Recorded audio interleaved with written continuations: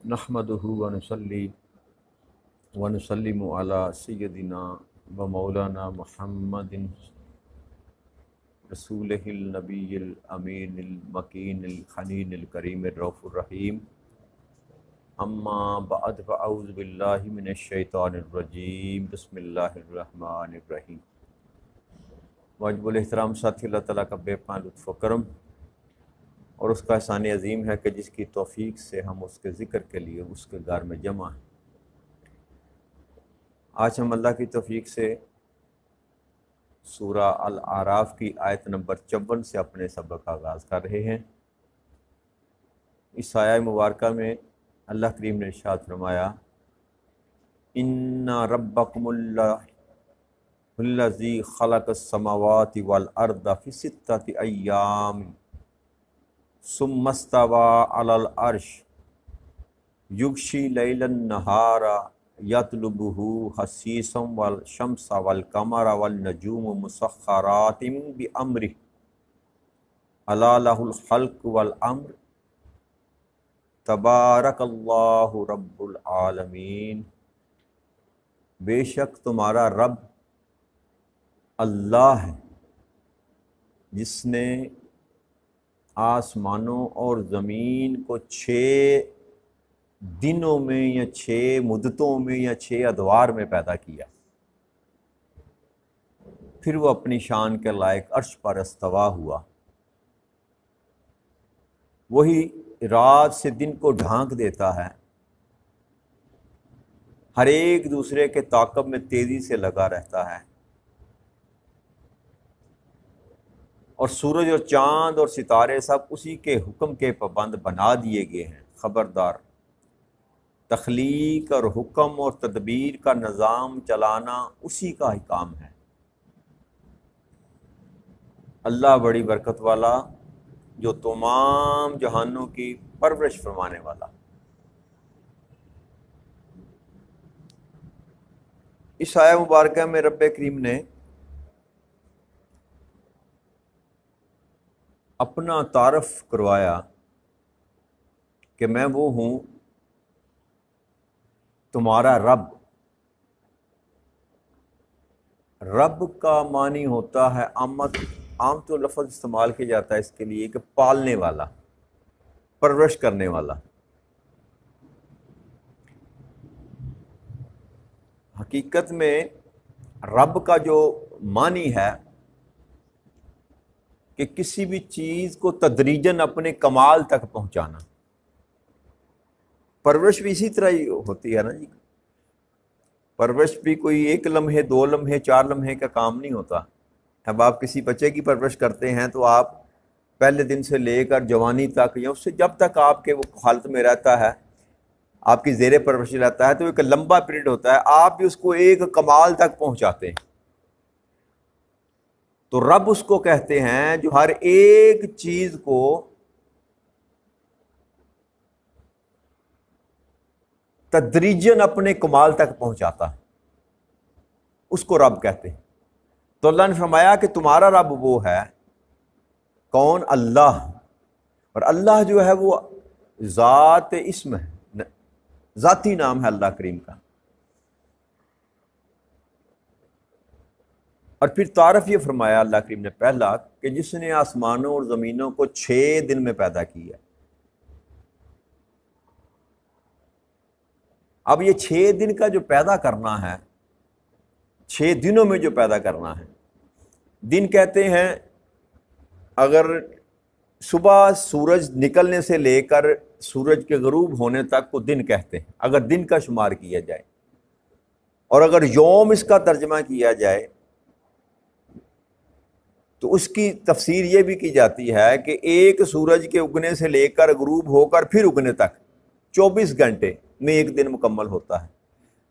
لیکن دن اور رات کو علیحدہ کر کے اگر دن شمار کیا جائے تو دن صبح سورج کے نکلنے سے لے کر سورج کے غروب ہونے تک۔ تو 6 دنوں میں زمینوں اور آسمان کو جو بنانے کا اللہ کریم نے یہاں مفہوم بیان کیا، اس کا مطلب ہرگز یہ نہیں۔ رب تو وہ ہے جو کہتا ہے میں کسی شے کا جب ارادہ کرتا ہوں تو کہتا ہوں کن، تو وہ ہو جاتی ہے۔ ایک طرف اللہ فرماتا ہے کہ جب میں کن کہتا ہوں، جس بھی شے کا ارادہ کرتا ہوں تو وہ ہو جاتی ہے۔ تو سوال یہ پیدا ہوتا ہے کہ اگر کن کہنے سے اللہ کریم کی ہر بات کام ہو جاتا ہے، تو پھر یہ 6 دنوں میں رب کریم نے کائنات، یہ دنوں 6 دنوں میں زمین و آسمانوں کو کیوں بنایا؟ اس کی حکمت بھی یہ تھی، اللہ اگر چاہتا تو ایک کن کہنے سے جو ہے، ایک کن کہنے سے ساری کائنات کو تخلیق کر دیتا، لیکن یہ جو 6 دنوں میں تشکیل کیا، یہ سمجھانے یہ چاہتا ہے رب کریم کہ یہ ایسے ہی آنن فانن کوئی چیز اپنے وجود میں نہیں آ گئی، یعنی کہ یکدم کوئی چیز کسی وجود میں آ جائے وہ اچنبے کی بات ہوتی ہے کہ ایسے ہی بھائی اتفاقاً حادثاتی طور پر کوئی چیز جو ہے وجود میں آ گئی، جیسے بگ بینگ تھیوری جو ہے نا، اس زمین کے وجود میں آنے کی، کائنات کے وجود میں آنے کی بگ بینگ تھیوری یہی ہے کہ ایک دھماکہ ہوا، آنن فانن ایک دھماکہ ہوا اور یہ ساری کائنات وجود میں آ گئی، یہ بگ بینگ تھیوری۔ اب اللہ کریم جو بیان فرما رہا ہے نا کہ 6 دنوں میں، اس کی حکمت یہ ہے کہ اللہ یہ بات سمجھانا چاہتا ہے کہ یہ کوئی اتفاقی بات نہیں ہے، حادثاتی بات نہیں ہے، یہ بڑی حکمت والے نے، بڑے تدبر والے نے، قادر مطلق نے بڑی سوچ بچار کے ساتھ اس کائنات کو تخلیق کیا ہے۔ یہ ایسا حادثہ نہیں ہے جو آنن فانن ہو گیا۔ اگر اللہ چاہتا تو ایک کن کے ساتھ بھی اس ساری کائنات کو تخلیق کر سکتا تھا، یہ اس کے قدرت میں یہ چیز شامل ہے، لیکن وہ یہ بات سمجھانا چاہتا ہے، اس حکمت کو انسان تک پہنچانے کے لیے اللہ کریم نے یہ مضمون بیان کیا کہ میں نے 6 دنوں میں اس کو بنایا، تاکہ یہ بات انسان کو سمجھ آ جائے کہ یہ کوئی حادثہ نہ تھا، یہ کوئی اچانک رونما ہونے والی بات نہ تھی، اس کے پیچھے اللہ کریم کی پوری پلاننگ تھی، پوری تدبیر تھی، پوری حکمت تھی،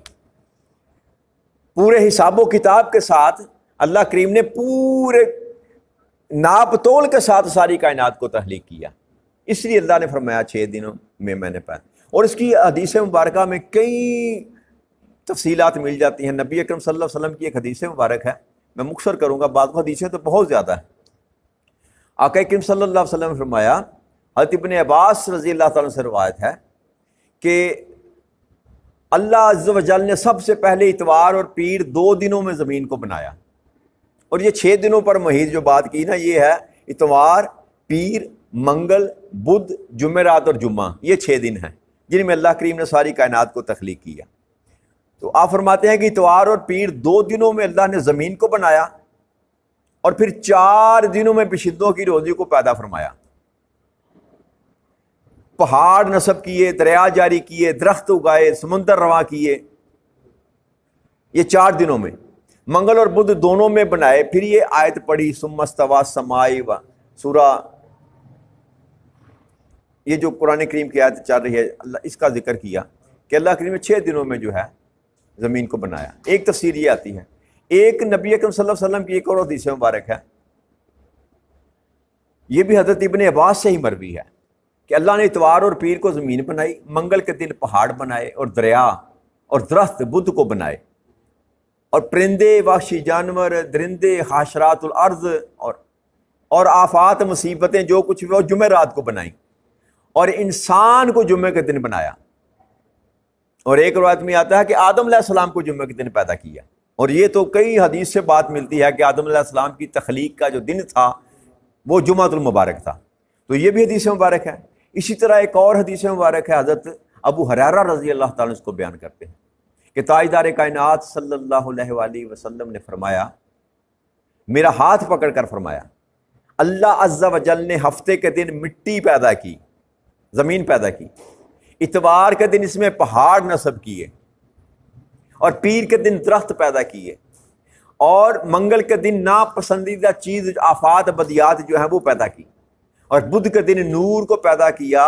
جمعرات کے دن زمین میں جانور پیدا کیے، اور جمعہ کی آخری سات میں عصر اور مغرب کے درمیان آدم علیہ السلام کو پیدا کیا۔ یہ بھی حدیث مبارک ہے۔ اور اسی طرح صحیح مسلم کی حدیث مبارک ہے، اس میں بھی یہ فرمایا گیا، اسی طرح 6 دنوں میں اللہ کریم نے تمام کائنات کو پیدا کیا۔ تو کئی حدیثیں مبارک جو ہیں اس کے معاملے میں ملتی ہیں کہ یہ 6 دنوں کا جو تقسیم کی گئی، اللہ نے 6 دنوں میں اس زمین کو پیدا فرمایا، اور آسمان کا ذکر علیحدہ سے حدیث مبارک میں نہیں ملتا، ساری تفصیل یہی ملتی ہے، زمین بنائی، پہاڑ بنائے، چرند پرند بنائے، آدم علیہ السلام کو پیدا کیا، لیکن آسمان کا ذکر حدیث کی کسی بات میں وہاں موجود نہیں، لیکن یہاں اللہ کریم نے زمینوں کے ساتھ آسمانوں کا ذکر کیا، زمین کے ساتھ آسمانوں کا بھی ذکر کیا۔ اور پرانے وقتوں میں جو فلاسفر تھے نا، وہ یہ کہا کرتے تھے، وہ کہتے تھے 9 آسمان ہیں، 7 آسمان جو ہیں وہ ایک کے ساتھ ایک جڑا ہوا، جیسے پیاز کی پرتیں ہوتی ہیں نا جڑی ہوئی، ایسے جڑے ہوئے 7 آسمان ہیں۔ اس کے اوپر جو 8واں آسمان ہے وہ اللہ کا عرش ہے، اور 9واں آسمان جو ہے اللہ کی کرسی ہے۔ اس طرح کا فلسفہ تھا، لیکن وہ قرآن کی نص کے خلاف ہو جاتا ہے، لہٰذا ایسا کوئی فلسفہ بھی جو قرآن کی نص کے ساتھ ٹکراتا ہو اس کو کبھی قبول نہیں کیا جاتا۔ تو جب اللہ کریم نے وضاحت کے ساتھ یہ بات کر دی کہ میں نے آسمانوں اور زمین کو 6 دنوں میں پیدا کیا، اور یہ بھی 7 سماوات کا لفظ قرآن کریم میں کئی مقامات پر آیا، 7 آسمانوں کا ذکر اللہ کریم نے کیا کہ 7 آسمان میں نے پیدا کی، اور پھر یہ فرمایا اس کے بعد جب یہ ساری کائنات کو بنا دیا، تخلیق کر دیا، تو پھر اللہ کریم اس کا نظام چلانے کے لیے، وہ جیسے بادشاہ اپنا اقتدار چلانے کے لیے تخت پر بیٹھتا ہے، ویسے اللہ کریم اپنی شان کے لائق اپنے عرش پر استوا اس نے فرمایا۔ اور پھر اللہ کریم نے دوسرا جو ذکر کیا اپنی قدرت کا اظہار جو کیا، وہ یہ وہی اللہ ہے جو رات سے دن کو ڈھانک دیتا ہے، یعنی کہ سورج نکل رہا ہے، چمک رہا ہے، دمک رہا ہے، ہر طرف روشنی ہی روشنی ہے، تو یہ پروردگار ہے، یہ اس کی قدرت ہے کہ چمکتے ہوئے دن کو رات کے اندھیرے سے ڈھانپ دیتا ہے۔ اور یہ دن رات جو ہیں یہ ایک دوسرے کے تعاقب میں تیزی سے بھاگتے رہتے ہیں، دن رات کے پیچھے ہے اور رات دن کے پیچھے۔ تو اللہ فرماتا ہے وہ اللہ ہے جس نے دن کو رات کی طریقے سے ڈھانپ دیا۔ پھر فرمایا اور سورج اور چاند اور ستارے سب اسی کے حکم کے پابند بنا دیے گئے، کہ کائنات، یہ جو آسمانی کائنات ہے جس میں آپ کو ستارے بھی اور سیارے بھی نظر آتے ہیں، چاند ہے، سورج ہے، مریخ ہے، مشتری ہے، زحل ہے، عطارد ہے، جتنے بھی سیارے ہیں جو ہماری کائنات کہکشاں میں ہیں، وہ تو اربوں خربوں کے حساب سے ستارے اور سیارے ہیں جن کا شمار بھی نہیں کیا جا سکتا۔ تو اللہ فرماتا ہے یہ سارے میرے حکم کے مطابق پابند ہیں، جس مرکز میں، جس دائرے میں اللہ کریم نے ان کو حکم دیا چلنے کا، اسی حکم میں چل رہے ہیں۔ آپ اپنے سال کی تقسیم پر ذرا غور کریں نا، کہ 12 مہینوں میں 22 جون سے لے کر دن جو ہے وہ کم ہونا شروع ہو جاتا ہے، سیکنڈوں کے حساب سے دن کم ہونا شروع ہو جاتا ہے، اور 22 دسمبر تک دن جو ہے وہ چھوٹا ہوتا رہتا ہے، اور جب 22 دسمبر کو پہنچتا ہے تو 14 گھنٹے کی رات ہوتی ہے اور 10 گھنٹے کا دن ہوتا ہے۔ اور اسی طرح اس کے مخالف 22 دسمبر سے لے کر 22 جون تک جب سفر کرتا ہے یہ، تو 22 جون کو جب دن چڑھتا ہے تو وہ 14 گھنٹے کا دن ہوتا ہے اور 10 گھنٹے کی رات ہوتی ہے۔ اور پھر 23 مارچ اور 23 ستمبر یہ 2 دن ایسے ہیں جو دن بھی 12 گھنٹے کی اور رات بھی 12 گھنٹے کی۔ یہ جو تقسیم اللہ کریم نے کی، اور یہ صدیوں سے چل رہا ہے، اس میں ایک لمحے کا بھی تغیر پیدا نہیں ہو سکتا۔ یہ ہے نظام اللہ کریم کا، جو اللہ فرماتا ہے نا کہ میرے حکم کے تابع یہ چل رہے ہیں۔ اگر یہ خود بخود چل رہے ہوتے تو کوئی نہ کوئی تو ایرر آتا نا جی، کہیں پر آ کے تو کمی بیشی ہوتی۔ صدیوں سے یہ نظام چل رہا ہے، اسی طرح دن کا گھٹنا، اسی طرح دن کا بڑھنا، عمریں بیت گئیں، اور یہ 22 جون سب سے بڑا دن اور 22 دسمبر سب سے چھوٹا دن، اور 23 ستمبر میں نے بتایا آپ کو، 23 ستمبر اور 23 مارچ ہر سال میں 2 دن ایسے آتے ہیں کہ جب دن اور رات 12 گھنٹے کے بن جاتے ہیں۔ تو یہ صدیوں سے یہ نظام چل رہا ہے، اس میں کوئی اونچ نیچ، یہ رب کریم کا وہ جو حکم ہے جس کے تابع یہ ساری کائنات چل رہی۔ سورج اپنے محور پر چل رہا ہے، چاند اپنے محور پر چل رہا ہے، یہ سیارے جتنے بھی ہیں، یہ کہکشائیں جو ہیں، یہ ساری رب کریم کی حکم کے پابند ہو کر اس نظام میں چل رہی۔